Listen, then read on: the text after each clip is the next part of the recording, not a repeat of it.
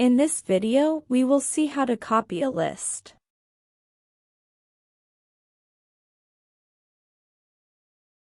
A list can be copied completely into another list with all its elements. When we copy a source list into target list, it involves copying the data as well as the address of the source list into target list. Copying the address into target list has certain complications. If we modify the elements of the target list, even the source list gets updated. This happens because the address is same for both the source and target list due to copy. So now, if we just want only to copy the source list data into target list and not its address, then we can use the below three options. The first is to use the colon without specifying the start and the end index. In such case, it will copy all the data. The second way is to use the start index and the end index. The end index is calculated using the length function. The third way is to use the list function with the source list name in braces. These are the three ways using which we can copy the data without the address of the list. But still there will be some issue if we use a nested list, which we will discuss in next video. Let's test the list copy using a program. Let's discuss copying the list using a program. List A is initialized with 5 elements as A, B, C, D, and E.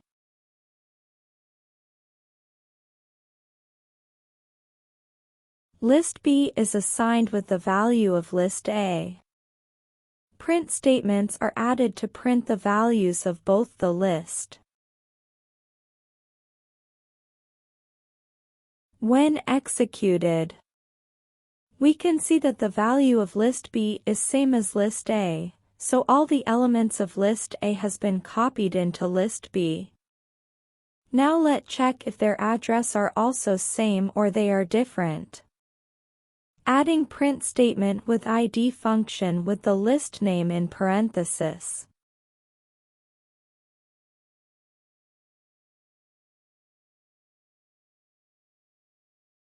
When executed, we can see that the memory address is also same for both the list.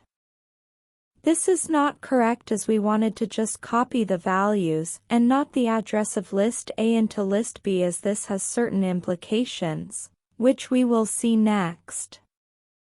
Let's append a character in list B using append method.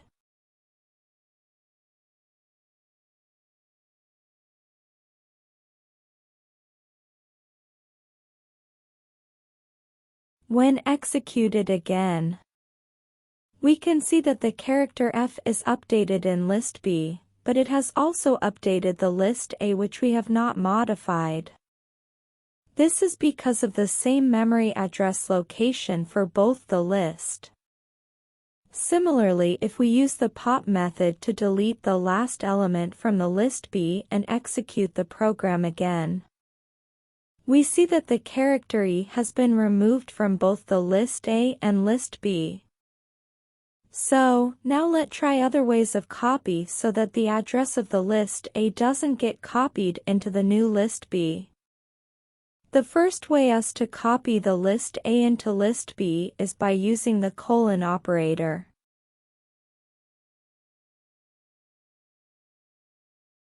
Uncommenting the append for list B. When executed, we can see that the address of list B is different from list A, and also the character F is only appended to the list B, and not to list A.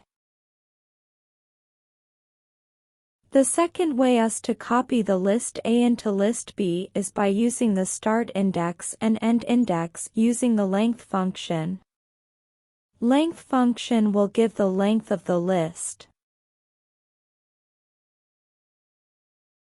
When executed, We can see that the address of list B is different from list A, and also the character F is only appended to the list B, and not to list A. Also, as the start index is 1, so it printed the values from character B. The third way us to copy the list A into list B is by using the copy method.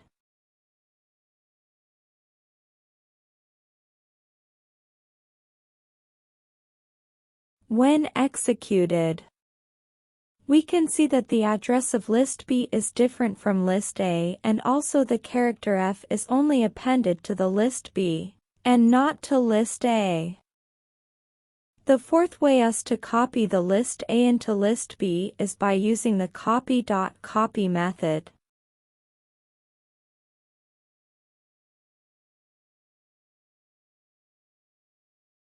When executed, we can see that the address of list B is different from list A, and also the character F is only appended to the list B, and not to list A. The last way us to copy the list A into list B is by using the keyword list with the list name in parenthesis.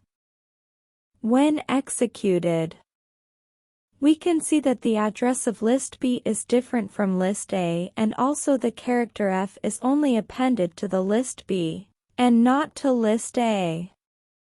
These are the different ways of copying one list into another list.